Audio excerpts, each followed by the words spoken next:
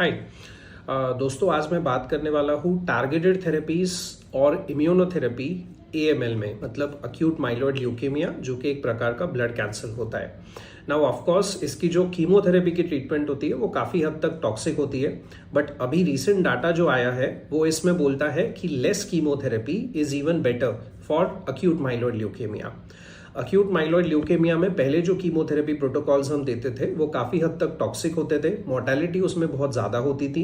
पहले 1 महीने में पेशेंट्स की डेथ होने की संभावना ऑलमोस्ट 3 to 4% रहती थी, बट अभी के जो प्रोटोकॉल्स है उसमें पेशेंट की मोर्टेलिटी कम होके 0% पे आ गई है। That means no patient of acute myeloid leukaemia will die during the treatment. And why? Because less chemotherapy is more effective for acute myeloid leukaemias. So generally जो कीमोथेरेपी आपको अक्यूट माइलॉइड ल्यूकेमिया में दी जाएगी, that is with the name of azacitidine और decitabine with a combination of venetoclax tablets.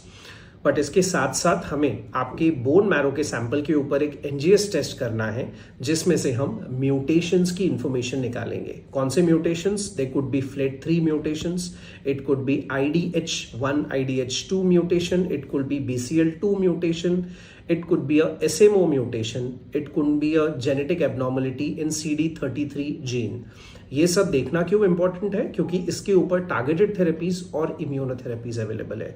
For example, आपका अगर FLT3 mutation positive आ जाता है तो उस पर कुछ टैबलेट्स अवेलेबल है जिनका नाम मिडास्टोरिन, जिल्टराटिनिब या क्यूजीडाल्टिनिब जैसा है। या तो अगर आपका म्यूटेशन CD33 में पॉजिटिव आ जाता है तो उसके ऊपर जेमटोजुमैब ओजोगामाइसिन नाम की इम्यूनोथेरेपी अवेलेबल है।